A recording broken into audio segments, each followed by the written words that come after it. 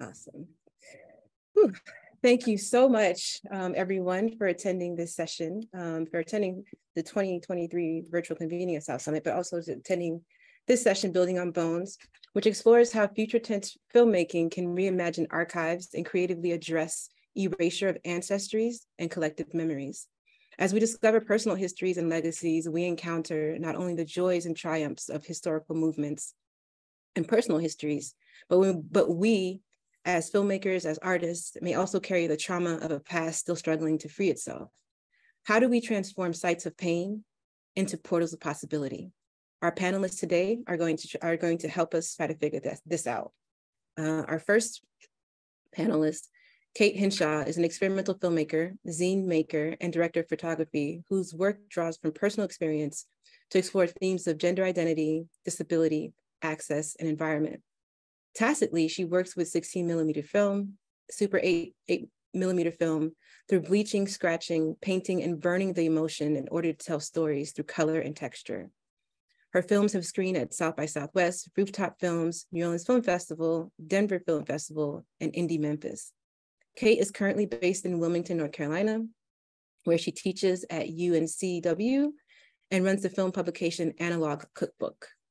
And our second panelist, Elizabeth Webb, is an artist and filmmaker from Charlottesville, Virginia. Her work is invested in issues surrounding race and identity, often using the lens of her own family history and of migration and racial passing to explore larger systemic constructs and the renegotiation of those borders. Her work has been screened and exhibited in the US, UK, Canada, Japan, Ecuador, Singapore, Switzerland, Mexico, and Germany. And at venues including the BlackStar Film Festival, New Orleans Film Festival, MCA Chicago, and Contemporary Art Center of New Orleans, among others.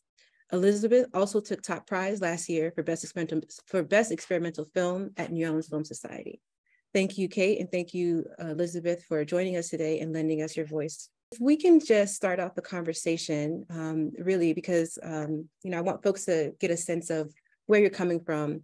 The South is a mosaic of cultures, of foods, of draws, right? No two Southern draws are the same, and no two Southern states are the same. So when we speak about the South, we must be specific, right? So to start off, let's tell us who you are so we can identify you. And what's your connection to your South? Claim your Southernness. Let us know where you're from and where you're speaking from in terms of your sanctuary in the South. So Kate, you can get started if you want. Yeah, so my name is Kate. I'm from Atlanta originally. The South that I'm from, I would say a lot of folks like to tell me was not really the South because it was in a city, a little bit more left-leaning. And so I've always been kind of very aware of, how others perceive the South and what we think of when we think of the South, as I think anyone from this region is.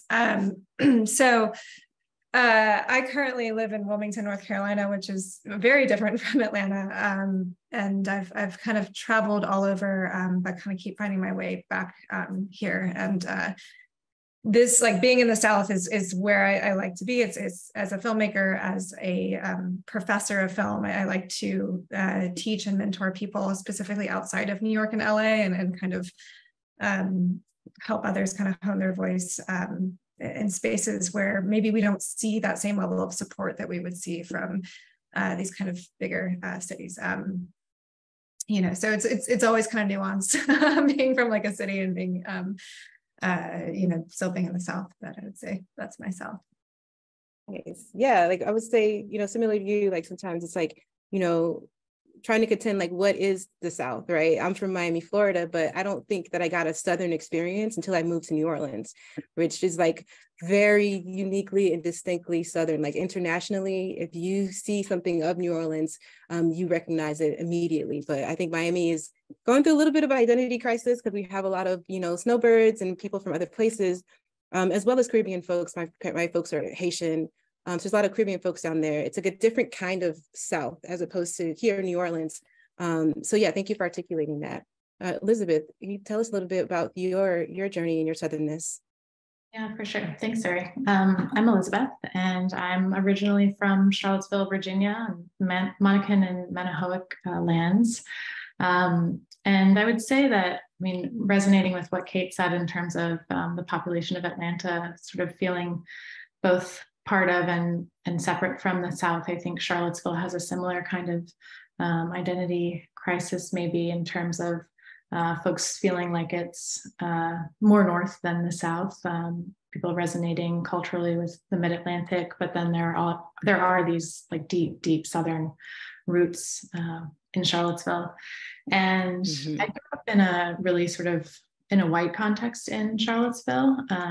And when I was 18, found out that my father had actually been passing as white, and there was the Black side of our family that we weren't supposed to know about. And so I became very interested in meeting that side of my family and talking with my dad about his decision and sort of negotiating those complexities. And that through building those connections brought me further south to Eastern Alabama, where a lot of my work is really rooted and many of my family members live today. A number of folks moved northward during the Great Migration. So I think as much as the South is rooted in geographically the Southern United States, I think there are also ways to look at other parts of the country as also very Southern cities with very Southern legacies. Yeah, I was just talking to another fellow filmmaker about the South being more of a diaspora, a movement, a collection of just like your legacy and trajectory, and not necessarily regional. So it's really interesting that you brought that up. And we're going to talk more about your work and your film really dealing with that incomplete personal history. But I kind of wanted to move into, if you can give us just an idea, because some of our speakers, our essayists, gave us a really vivid sense of their sanctuary, their Southern sanctuary. What is your sanctuary? Is it a place? Is it an imagination? Is it a feeling? Is it a smell? Is it a food? You know, what is your Southern sanctuary? If you want to share that. We can pop in if you want.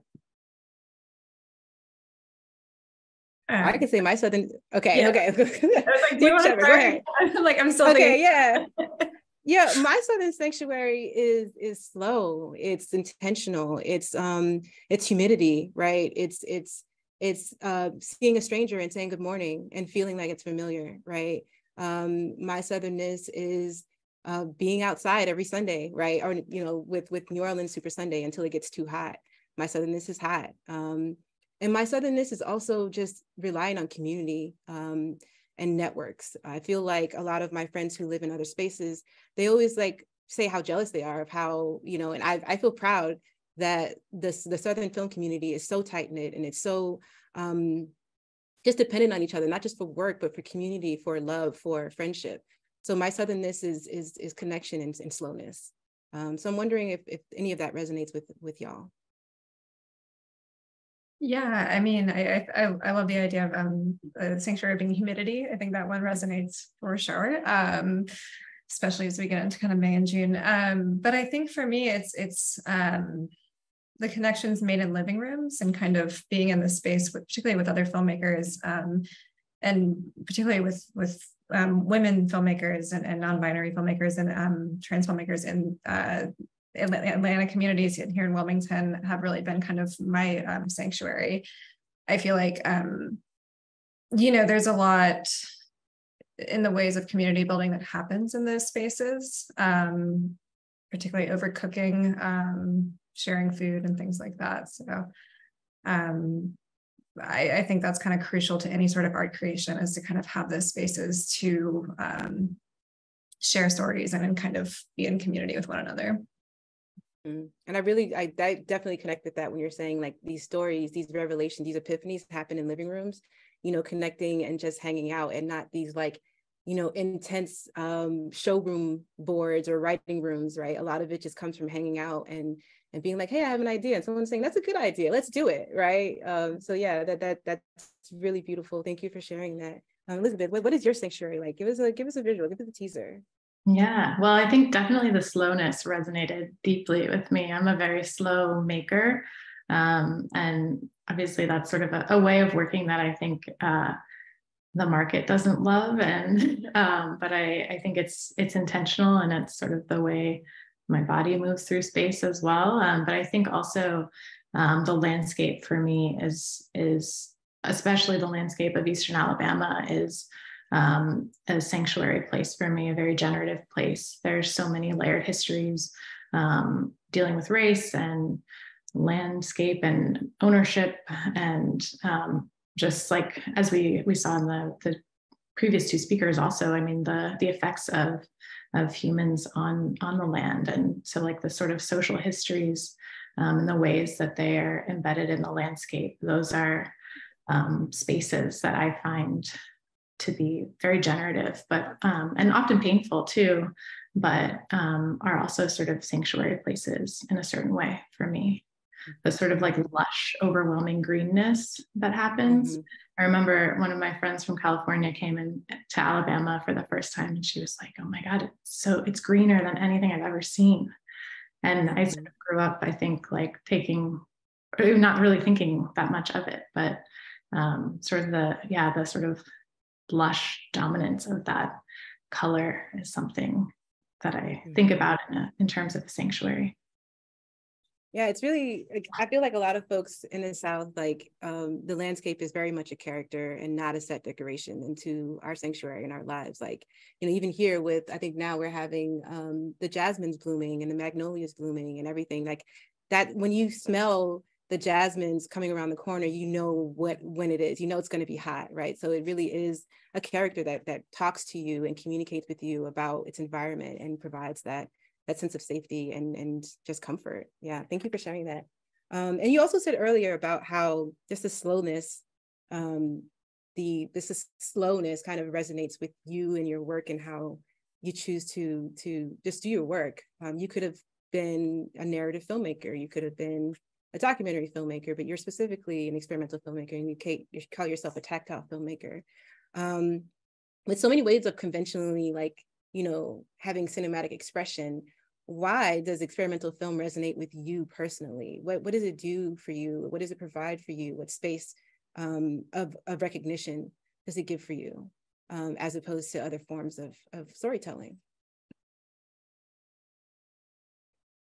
And I know for me, I produced a short experimental film, and I feel like it just gave me, you know, the freedom to just sit and let the things that incept in my head kind of follow, right? Really just trusting the subconscious and trusting that there's a through line, even if you don't overtly see one, right? So kind of just, it gives you space to be absurd and to find like just order within the chaos of absurdity. So I feel like when I'm doing something like an experimental film, I just have less stress on my shoulders. I'm more of like, I'm speaking and not necessarily trying to translate.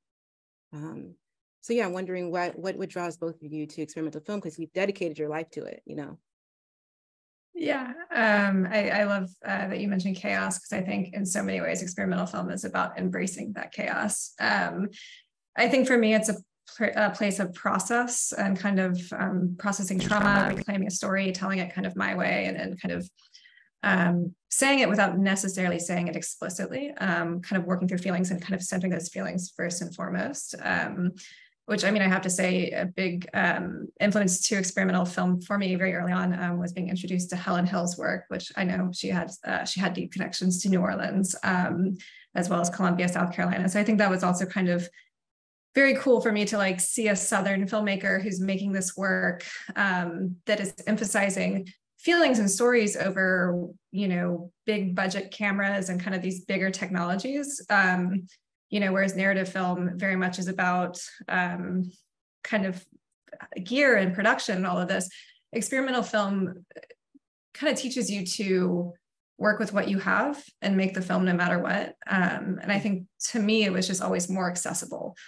And as someone who now, you know, I work as a DP in the narrative and documentary realms too. I do both. And I think, you know, as humans, we don't necessarily have to choose one kind of brand to represent our whole persona, but experimental has always just, I've always just enjoyed it for the DIY culture that comes with it, the levity you can bring to it.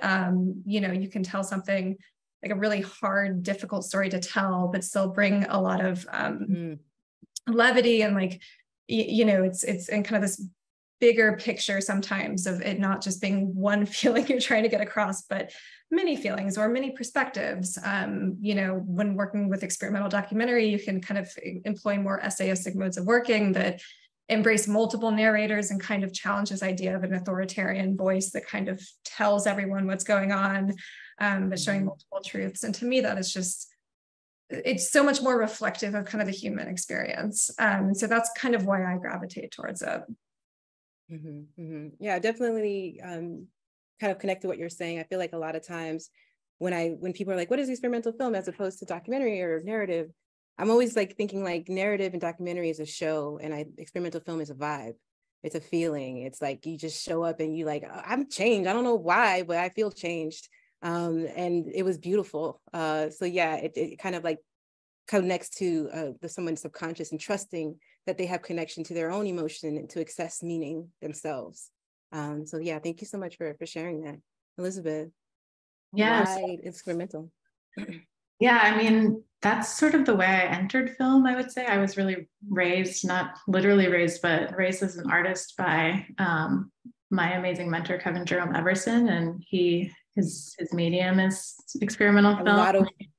We know Kevin. I know, a lot of love for Kev. And yeah, and so I mean, he wouldn't let us, use digital film cameras until we used 16. So we learned on 16 millimeter, really sort of the tactility of analog film was sort of baked into my training as a filmmaker. And I'm also an artist. I work in many mediums and sculpture and printmaking, and so film is to me one of those mediums. And when I choose film, it's for specific reasons that are tied to the concepts of the work. But yeah, I mean, experimental film and especially analog film was really sort of my first entrance into being an artist and being able to express myself. And I think there's a looseness and freedom that sort of comes with experimental film, quote unquote experimental film, and like an ability to sort of embrace multiple temporalities, also multiple perspectives, as Kate was saying, that I think is really, really useful and generative, and then also in terms of like the tactile nature of 16 millimeter film itself, of analog film. I know that's something that Kate really deals with a lot. But I mean, for me, it's allowed for sort of a reciprocal relationship with the landscape as well. A lot of my work involves burying the physical film in the landscape and sort of allowing the nature to alter the image. And so I think that there is like this chaos element. I think for me, it's also like a giving up of control in a certain way that I find to be a really generative place for my practice. I was going to say, don't tell us yet the goodies, because like I'm really excited to get into both of your processes, which is like just mind blowing and has shifted the way that I interact with film and experimental film. But before we do, I kind of want to get into what incepted your work, what really motivated you to start using experimental film as a mode to healing, as a mode to inside. I know both of you had different ways or different things that you're dealing with, but you're using the same kind of medium. So I'll let you speak more about just the moment of realization when you realized that you had something incomplete in you, either your personal archives or your relationship to a family member, your ancestry. What was that? And what was the process of basically actualizing an emotional expression with film? Does that make sense? I can repeat it if not. We're good. Okay. Kate, get us started. Tell us about what set you on this rabbit hole of filmmaking. Yeah, I mean, I think for me, specifically working with kind of family archives, I think a lot of it was, I was doing a lot of journaling, and sometimes that was dream journals. Sometimes it was, just journaling about my day. But I felt kind of called to express myself in some way. And I really liked working with hand painting films specifically because there wasn't an expectation with it. as a filmmaker, there's so many kind of expectations, whether that be, you know, learning like 3x structure and these kind of things that are more narrative based. And then if you're kind of coming from a more fine arts painting background, maybe there's an expectation of kind of materials you might use and things like that. And with hand painting film, I kind of felt like no one could judge me for using nail polish and glitter on 16 millimeter. Like, it felt like a very freeing space because there wasn't really that expectation. And similarly with like shooting, I started out shooting Super 8mm film in 2011 and processing it with coffee in my bathroom. And I didn't really know anyone else who was doing that. It just very much was kind of my way of kind of opting out of film culture that felt very bro-y to me at the time, and wanting to find my own space within that. And so the two kind of happened hand in hand, this kind of very formal, kind of technique driven methods of just kind of painting film and figuring it out as I go. And then also having all of these journals and not really knowing what to do with all these feelings. And so I felt, it just felt like a very organic process. It felt very much like, I didn't know I was making work about my family or trauma until I was making it. You know, that, I mean, it's just a very interesting process to kind of move through that and to work with film and kind of have stories work through you, which felt very like an antithesis of sitting in front of like final draft and trying to type up a script. And I loved that freeing space for me. Still to this day, when I'm in my studio and no one else is around me and it's just me and film, it's one of the most freeing experiences I have. And it's just kind of almost euphoric. So that's what really drew me to it. It just feels like something, it almost feels like something I have to do at this point of like having a story like has to come out. And I think, you know, when you're thinking about family archives or kind of like reclaiming space or processing, those things do have to move through you in some form or fashion. And so this has just been my chosen medium. I feel like experimental film, sometimes a lot of folks who become experimental filmmakers are working through stuff, right? But don't want to talk about it, right? Don't want to be explicit, don't want to tell their business, but wants to express it. And uses the experimental like medium to kind of subvert the obvious, and so that the deeper emotions and the through lines and the thoughts and the dreams and the nightmares kind of surface themselves in a more interstitial space and not something that's so solid. So thank you for sharing that. Elizabeth, I know you have a really interesting story yourself about your archives realizing that they were incomplete and how you decided to deal with that gap, that kind of empty space. Yeah, for sure. I mean, I think that, as I mentioned, when I was 18 or so, I found out about this other side of my family that is Black. And that was a whole complicated situation, because in some ways, as a kid, in Charlottesville, I was asked what I was all the time growing up. So I always knew that there was something that I didn't know. So in many ways, finding that out was kind of a validation of my experience in a lot of ways. But also I felt this extremely deep sense of loss. And I think I had felt that sort of sense of loss as a kid too. I just didn't know what was lost and until I was older. And so, I think my sort of working with experimental film is a lot about processing that loss and that, sort of the absence that was in my life and my family's story, and more absences sort of revealed themselves along the way. I know one of the stories that really resonated with me as an artist and filmmaker has been that of my great grandmother, and her daughter, my Aunt Jane, told me the story about her. And that she was a Black woman known as being very beautiful, but she never allowed her picture to be taken. And so there are no recorded images of her, and her name was Paradise. And so her story has really sort of guided my approach and thinking about certainly thinking through Saidiya Hartman's ways of working with landscape as a witness to archives that might exist, as a witness to stories that might exist outside of the archive, has been sort of a main way that I approach the story of Paradise.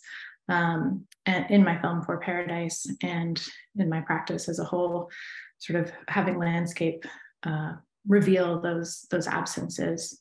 And yeah, film, I think, was, again, it was like the first way that I felt I could really express myself. And so it made sense to sort of work with film while I was examining and uncovering and unpacking and dealing with this really complicated family story, and ultimately really building relationships with my family that still exists and evolve today. Yeah, so let's take a look at some of your work so that we can have a better idea and visuals. So Kate, we're going to start with you. For our first clip, we can go ahead and play it, and if you want, after we play, you can talk about the work, give it context, and also your process, which I'm really, really interested in, and that's why we're all here. So let's tee up the first clip.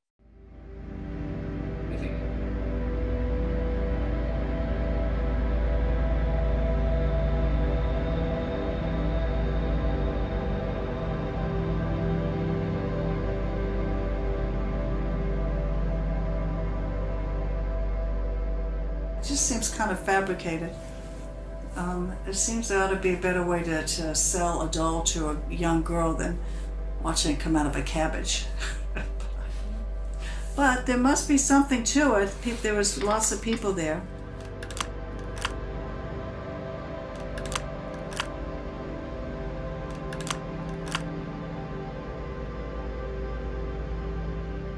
In my mom's days, for childbirth, they would put you under. Now, when I was born, I was a breech baby, and they went to the hospital. She started having pains with the hospital, and she was in labor for like 24 hours.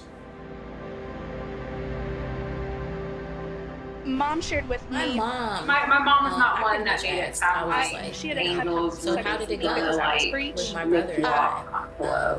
And we've had some pretty candid conversations. She said it was like going to the store and I didn't want to go baby. in blindsided. So that was not my experience at all.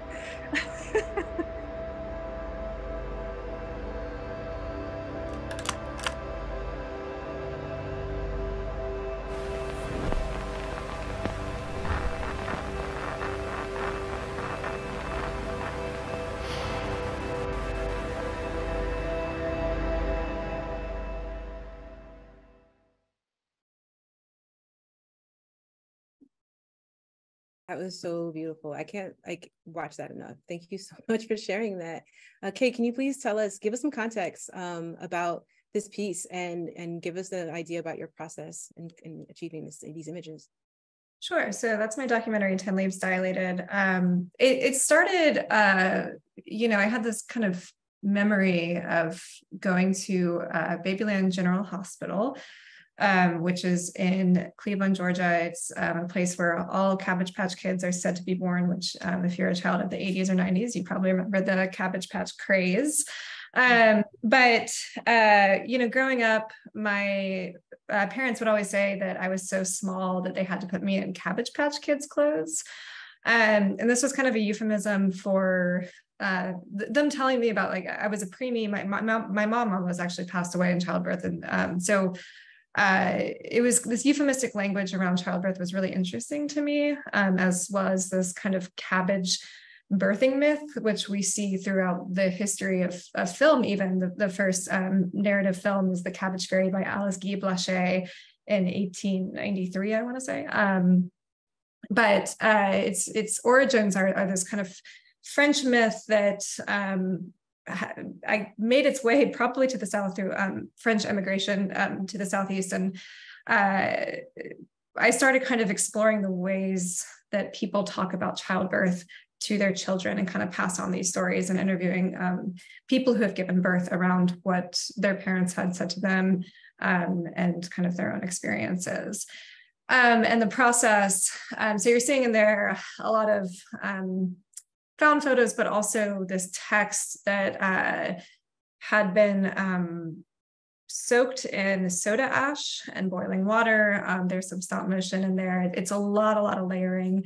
And I think, to borrow a quote from Elizabeth, you said this the other day, and I wrote it down because it was so beautiful, but the image most destroyed is where you see the body. And I think about that a lot with the tactility of filmmaking is when we're, messing with the image, destroying it, we're really centering that experience. And that's really what I'm after as a filmmaker is kind of making that self-reflective space between viewer and filmmaker, and finding that space to kind of cut deep and cut deeper than maybe what we're just seeing on screen. And so, that film very much about childbirth and Cabbage Patch, and very, very localized to the South as well. Those are all people from Georgia and Tennessee who are telling their stories. And Louisiana, actually, there's one from Louisiana. Yeah, I feel like that really does hit with me, and a thought that occurred to me when you're talking about your film is just that the wholeness of like negative space, right? Like leaning into that space as a full image and not necessarily absent of, right? The absence is the presence. So yeah, that really, I really love how you worded that. So with this next clip, we have a second clip for you that we can play, and then we can get into the discussion about that as well. If y'all have questions in the meantime, please drop them in the comment, and I'll be sure to ask our amazing panelists towards the end of our session. But let's cue up the second clip, please.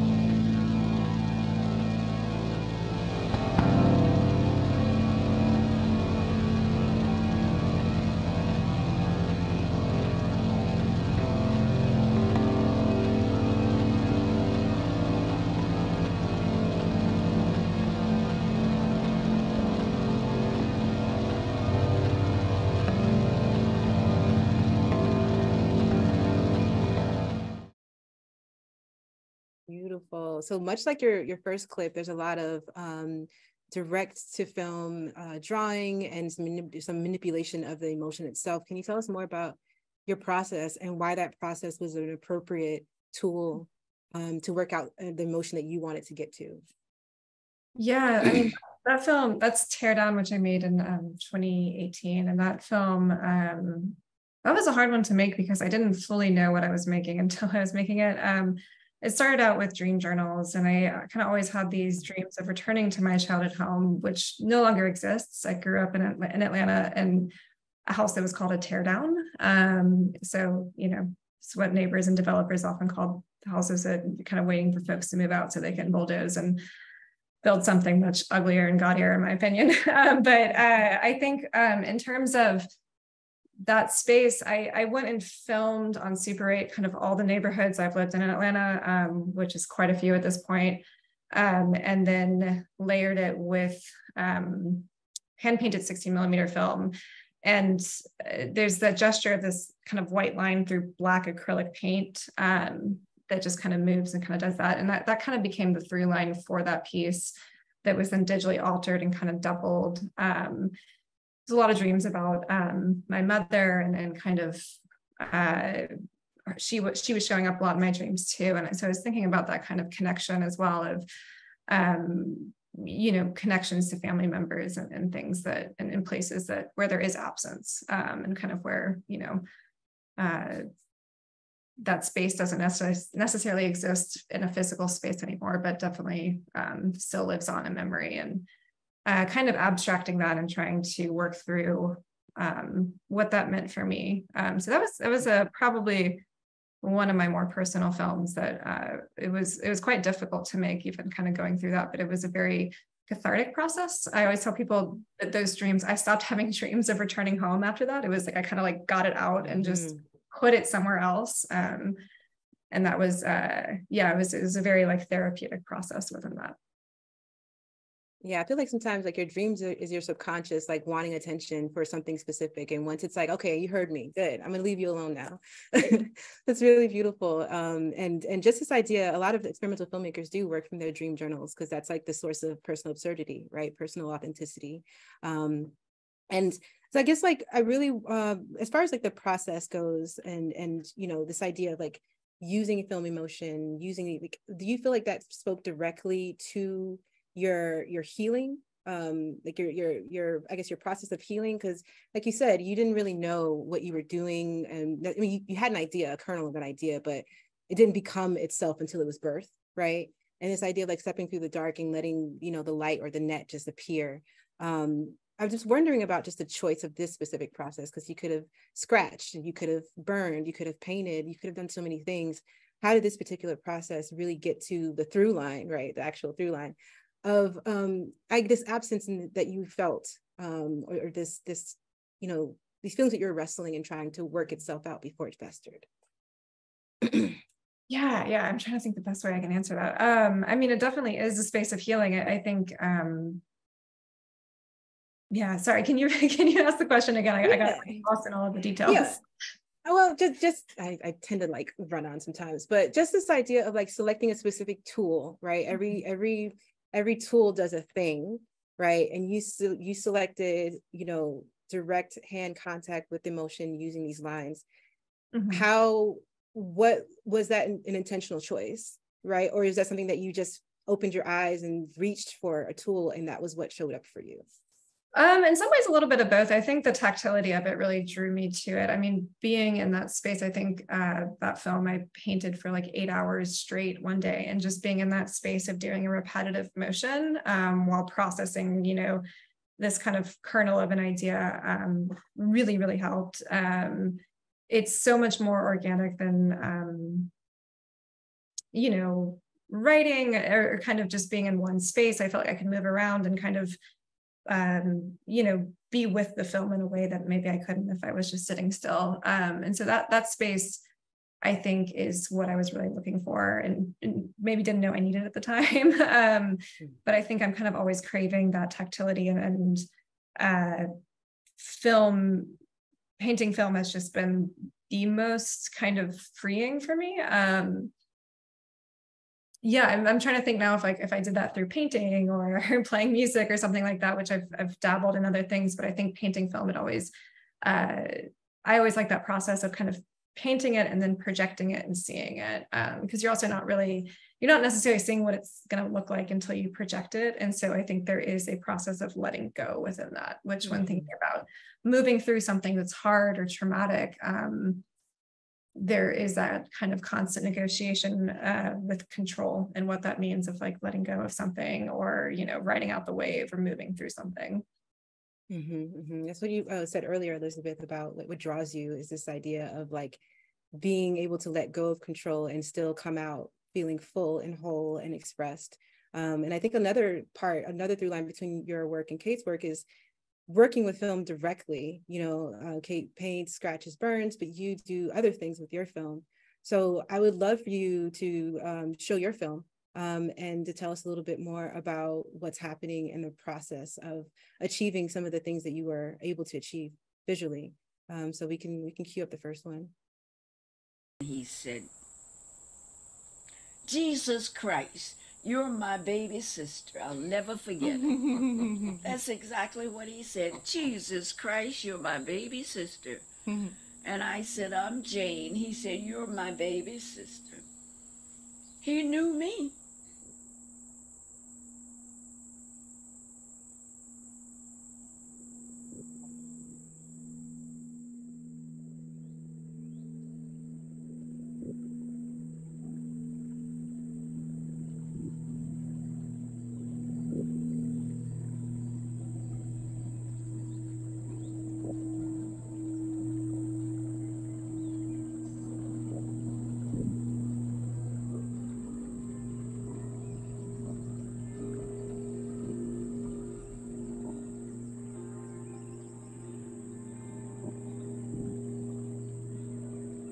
I gather us around the shape of what was lost, hoping to measure it.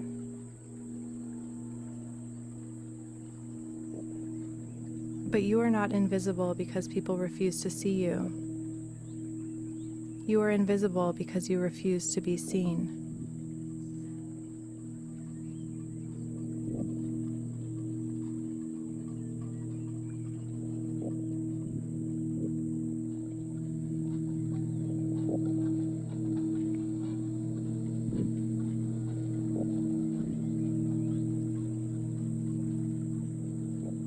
My great-grandmother was a Black woman known for her exquisite beauty, yet she never allowed her picture to be taken. Her name was Paradise. Thank you for sharing that, Elizabeth. You want to tell us a little bit more about this piece? I would first like to say, Elizabeth, you won our best experimental film last year, and this is where I first heard about this piece. So I'm really excited for folks to find out as well. So if you could tell us a little bit more about this piece. Yeah, for sure. So that is part of a film called For Paradise. It's a short experimental doc, about 25 minutes long. And the clip we saw is actually from the very, very end of the film.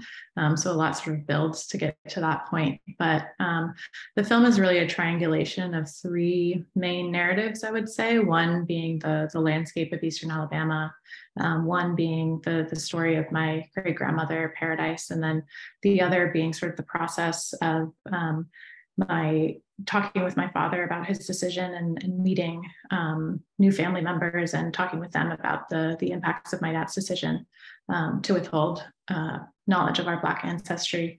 And so the film sort of moves and weaves between those three narratives throughout. And this ending point is really, so we're actually finally reaching Paradise's house in that moment. And so at first, when I was thinking about the story of Paradise, when Jane first told me the story of Paradise, I was really sort of trying to help her find an image of her mother, because Jane spent her whole life trying to find a picture of her mom and to sort of try to know her mom in that way, because Paradise died shortly after Jane's birth. And so, yeah, Jane spent her life looking for a picture of her mom. And I thought maybe with the internet and with sort of an ability to be connected to folks, that I might be able to help her find an image of her mom. And when I kept sort of coming up short and kept hearing the same story about how she never let her picture be taken, that's when I sort of started thinking about and leaning on Saidiya Hartman's sort of approach to landscape as a witness to histories that might exist outside the archive. And so I started really digging into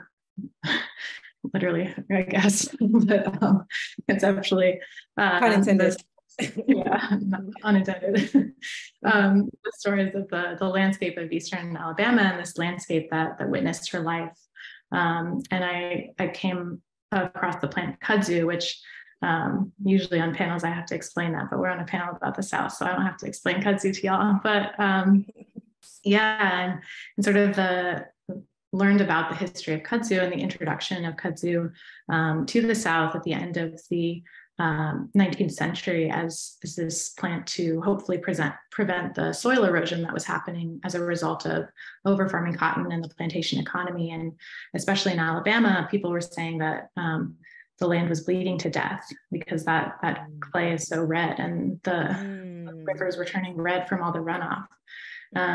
And so thinking about sort of the layered histories of social histories of landscape, and sort of all of the things that the land actually reveals and about human interactions. And so that moment at the end of the film where we finally find Paradise's house, earlier in the film, we sort of look for it, but we are unable to find it because the green is too dense. But when we finally find it, the audio we hear is actually Jane talking about the first time she comes home to Eastern Alabama and meets her brother for the first time since she was a baby, because there were 13 children of Paradise, and many of them dispersed during the Great Migration because Paradise had died and their father was unable to care for all of them. So Jane moved north, and she's sort of recounting the first time she came home to that house. So Paradise's house becomes this sort of pilgrimage point for my family. And I think when I think about sanctuary, that is also something a place that I think about. We see her chimney, and there used to be more of a structure there, and then that metal sort of structure that we see now. But then in this move, when I sort of enter that house, then we notice that the film becomes a lot more degraded. And that film is actually the same 16 millimeter film that is seen at the beginning of the film. It's of kudzu. But this is after the film has been buried in the ground. And so what happens is, because 16 millimeter film is gelatin based, the emulsion, the microbes in the ground eat away at the emulsion. And so they erase parts of the image. And then I projected that 16 millimeter film that had been degraded and deteriorated in that way onto my body. So what we're seeing in the sort of background of that clip is skin. And that's sort of why it kind of moves in and out. And that was a move, like Kate mentioned earlier, where I was interested in thinking about how perhaps where the image is most destroyed is where you can most clearly see the body, and thinking about that sort of idea in relation to the story of Paradise. Mm-hmm. It's really interesting, because a lot of times you use nature as a co-director in a way, right? In your proximity sightlines, you use the water to help develop the film, and using nature. Why is that important to you? Why is it important to use elements of nature to kind of speak their part, their story, their history to the film? Yeah, I mean, I think it really comes down to that idea of landscape as holding these histories that we might not have access to, or that weren't recorded in other ways, but that are so legible in the land, in the trees, and the red clay soil of Eastern Alabama. And so I think that I feel like it's important to allow for the land to collaborate in a certain way with the filming process. We do have a couple questions, but we're going to play this last clip and then give it some context, and then we're going to kick it over to exclusively to the chat section, make sure folks have a chance to, and then I have some questions as well. I have a million questions, but let's cue up their last clip and get to know more about your work, Elizabeth.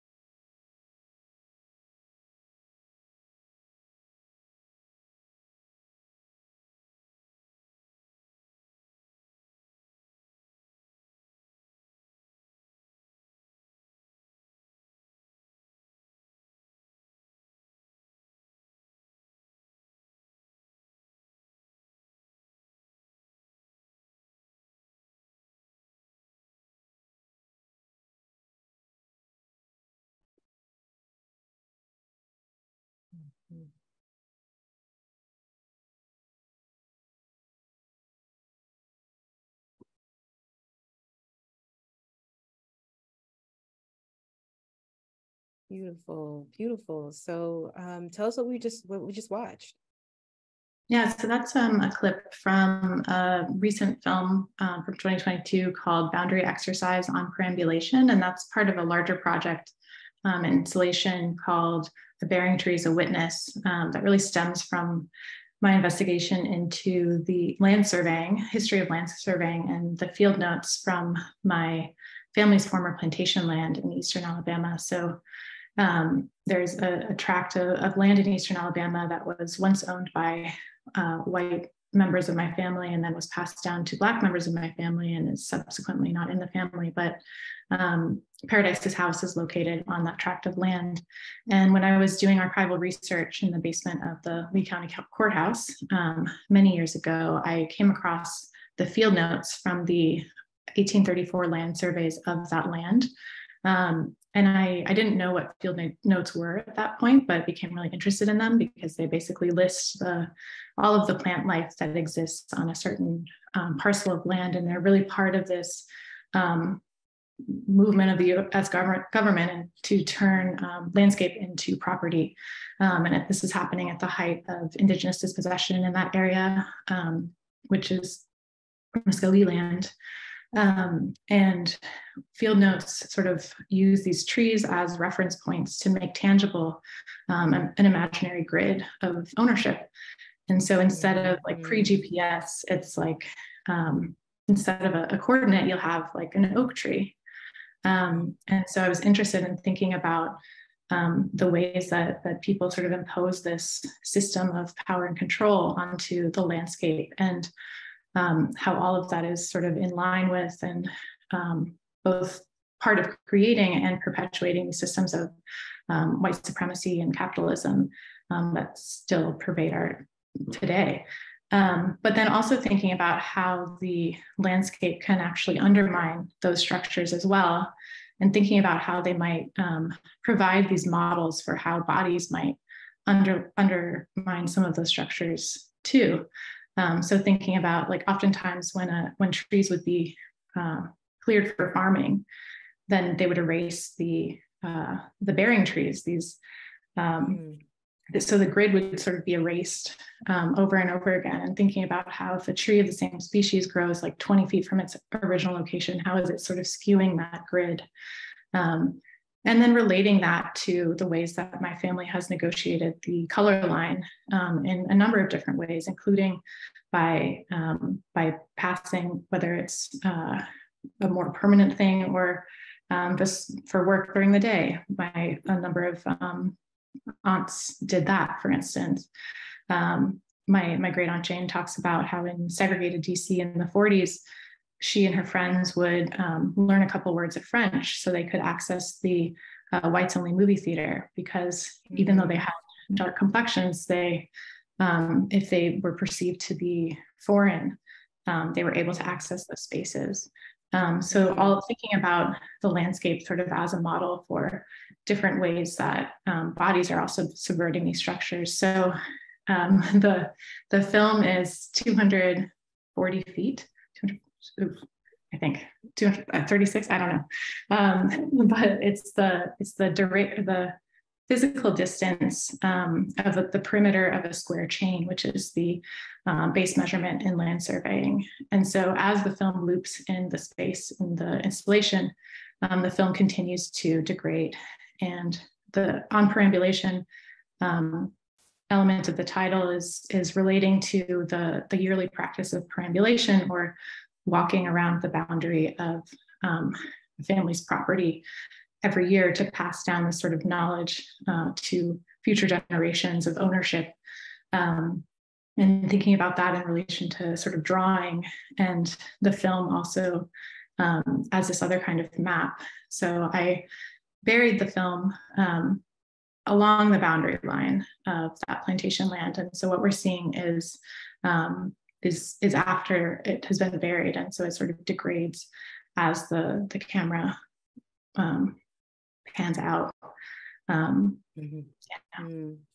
Yeah, I just love this. Like, this is, between yours and Kate's work and a lot of the experimental filmmakers that I love, it's just mind-blowing, the incredible amounts of attention, patience, revisiting that is done. It's like this iterative peeling of itself, this iterative excavation that gets to the core of what you're trying to do. And even if you're not able to see through to the core initially, like Kate, when you first start your work, it's this kind of impetus to keep moving forward, because you're literally trusting the process, the tactile process, nature, and having that kind of fill in the things that you don't know how to say, right? Or how to express. You leave these other elements to come in and speak and amplify this process. And I mean, just beautiful. And I don't know, amazing. And thank you so much for doing the work that you do and sharing those clips.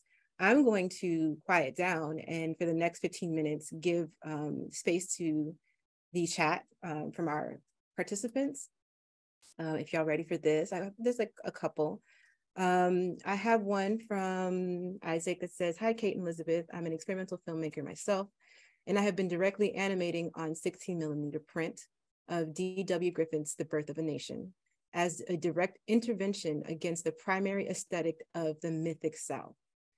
Do y'all believe that our material engagement with history and culture can serve as a real and transformative means to open corridors of dialogue, healing, and interest with issues of the South? Do you feel individual healing process? Do you feel that your individual healing process has generated constructive dialogue and discourse?" So yeah, just repeat that last part because I think I kind of messed it up a little bit. Do y'all believe that your material engagement with history and culture can serve as a real and transformative means to open corridors of dialogue? And do you feel that your personal work has generated constructive dialogue and discourse? And either one of you can pop in and answer however you feel. I mean, yeah, I always go back to this idea of the personal is political. And, you know, specifically, I was, last night, actually, I was doing some reading and researching on this. I was rewatching the Bell Hooks and Jill Selway talk at the New School in 2016. And Bell Hooks had said something, I have it written down here, but she said, it's not so much that the personal is political, but that psychoanalysis is political, or the idea of who we are and in relation to trauma and to experiences. And so I do think with that material intervention, you are creating that connection, and you are bringing your own personal hand as a filmmaker to those materials. And I think we see how important it is to share these stories and to reframe and reclaim these spaces. You know, to use an example of what's happening now, I mean, we see how people are telling abortion stories and the attacks on reproductive rights and how important that is. So I think it's more than, you know, just, I think it's vital to being transformative and to being able to take these spaces and kind of reclaim. Yeah, absolutely. I mean, that resonates with me deeply. I think that for me, I mean, my interest in my family history really goes only so far as it sort of is used to illuminate these larger systemic constructs.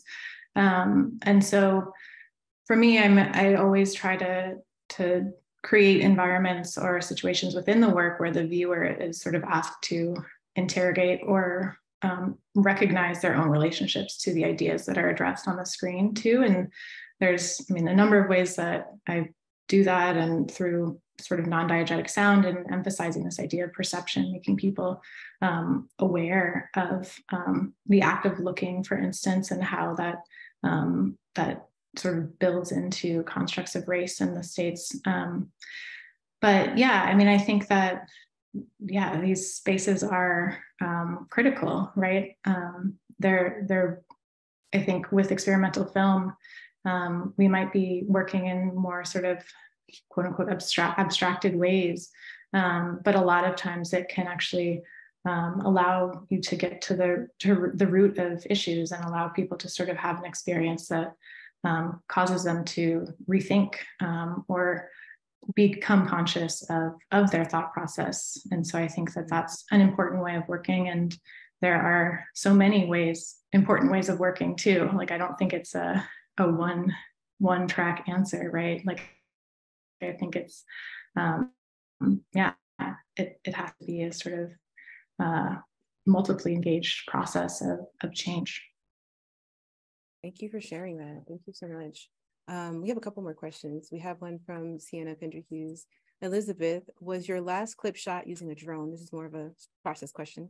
Was it shot on the drone? What were your struggles and processes putting a film camera on a drone, if you did? Did not put a 16mm film camera on a drone. That I was say, you brave. That's so brave. Well, I don't think. I could have killed someone with that. Those are very heavy objects. So no, but I did. So that film uses both digital video as well as 16mm film. So it is shot with a drone, but not using a 16mm film camera. But then I printed the video onto film and then buried that film. And so it's sort of like there's like four. Wait, hold up. There's like, okay. Hold up, wait. You shot it digital and then you printed it on film, and yeah, okay. That's well, so amazing. I shot some of it digitally, and then some of it I shot on 16. I edited it digitally. I did a film out, so I printed the digital edit onto the film and then buried that and then scanned that back to digital. I'll say that's what I did too for 10 Leaves Dilated for a lot of this stuff as well. It's a pretty common practice with I would say impatient experimental filmmakers such as myself. Yeah. How do you two think your work is perceived, knowing your process and what it means, versus an audience watching it without that context? Go for it. That's a good question. I mean, I think that, yeah, that was the biggest challenge with 10 Leaves Dilated, was how do I make this process kind of known throughout the narrative? I love what you mentioned too, Elizabeth, about the length of film matching like the surveying of the land. Because I think that those connections often show up in experimental film. And so with me, there was kind of, you know, I tried to boil the film in cabbage and making dyes out of cabbage and making this kind of direct connection. So sometimes knowing that process, I looked into kind of having programs that explain that process more fully. But other times I'm not sure the process necessarily needs to be known kind of at the front of the film. I do have a lot of people who ask about the animation and hand painting aspects. I have a lot of people who ask me if I've heard of sand brackage in film screenings, which yes, I have. But I think, yeah, I think for those two clips I showed, I'm not sure the process necessarily needs to be known. For other films, you know, it really depends. I think what I love about being a viewer of experimental film is that it's really just however you want to interpret it. And I love just kind of being in that space of meditating on those images in front of me and maybe not necessarily worrying about the connections as much. So that's kind of what I hope in kind of the deeply experimental films that I make. I hope that that's what the viewer is kind of thinking about in those spaces and kind of allowing them to experience it kind of fully. And so also for context, this is the first, well, when we met through this process, and I feel really grateful to have gotten the chance to meet you and get introduced to your work.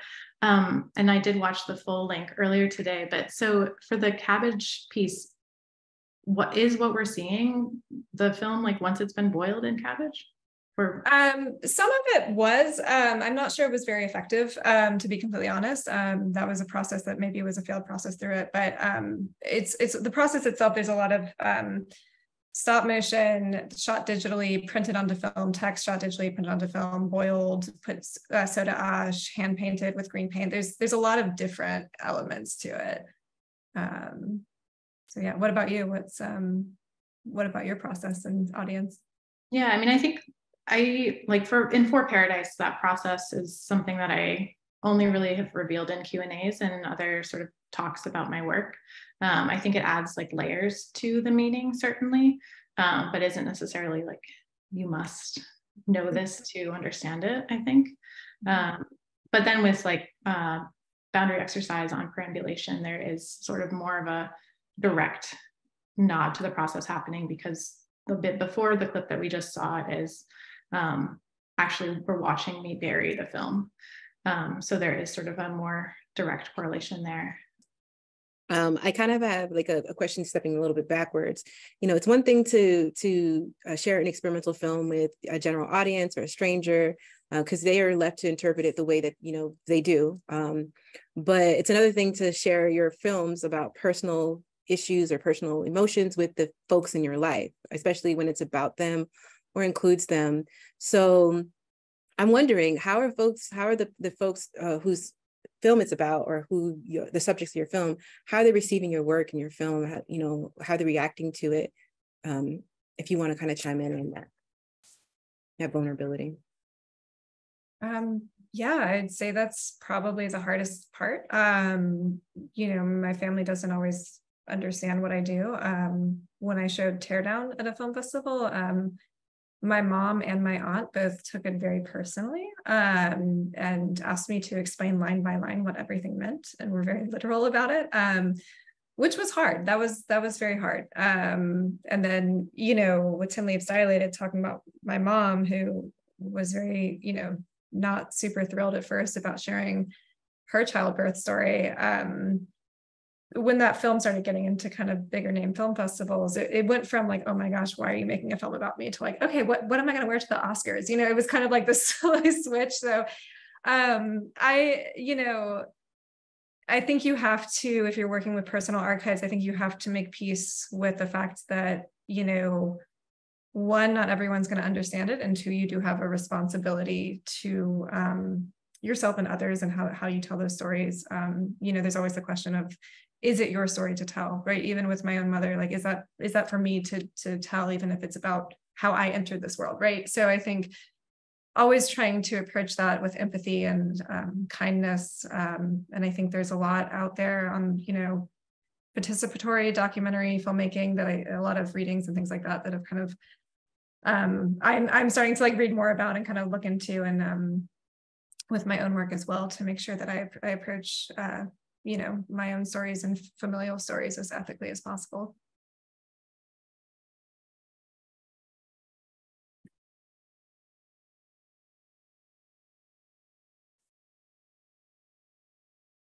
Sorry, I accidentally unmuted myself and it wouldn't let me unmute.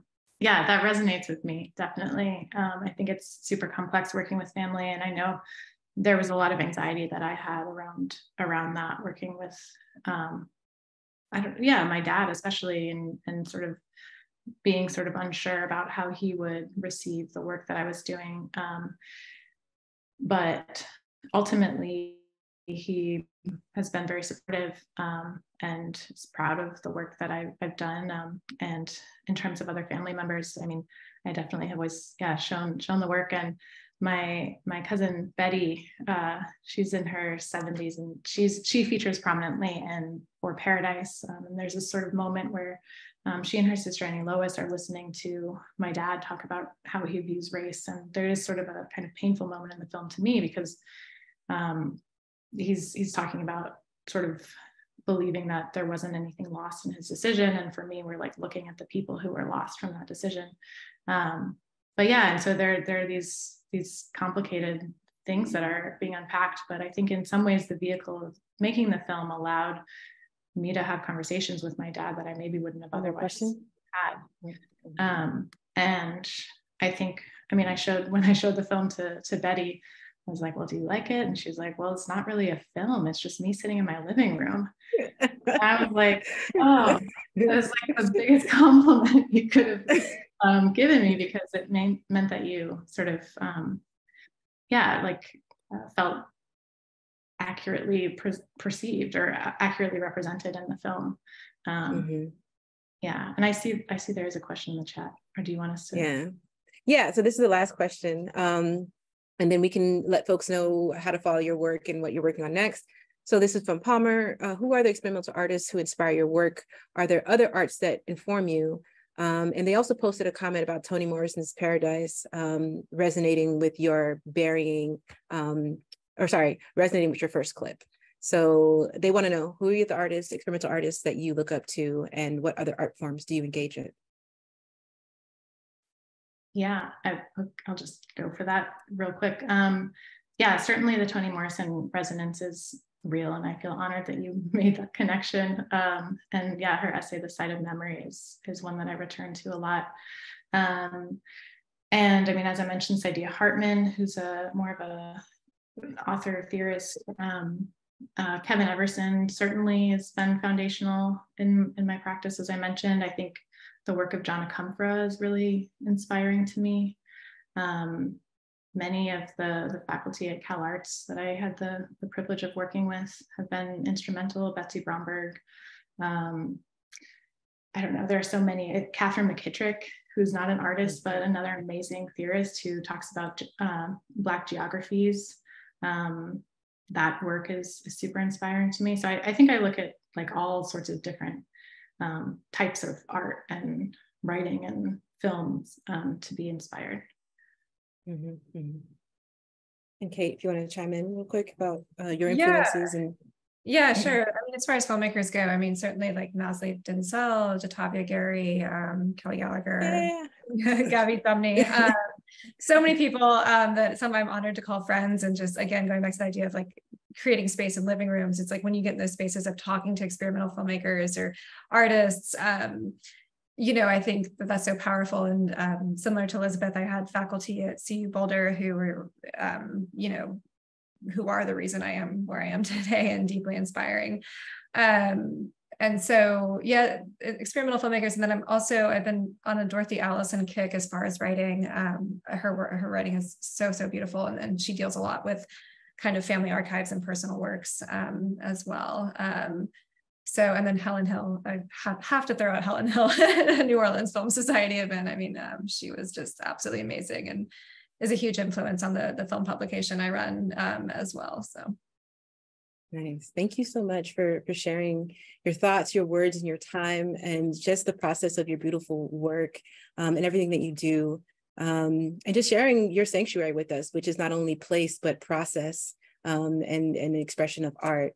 So this concludes our session for now. We're going to move into a music break, another music break with a playlist by Bo Jackson, after which we'll be joined by Trent Farrington and friends for our panel, Queer Southern Sanctuaries. And then we'll end our day with Proprietary Perversion, an essay from Hannah Miller, who reflects on queer visibility and sanctuary building, and then our closing remarks. So thank you all for joining, and I'll see you at the next session. Thank you, Elizabeth. Thank you, Kate.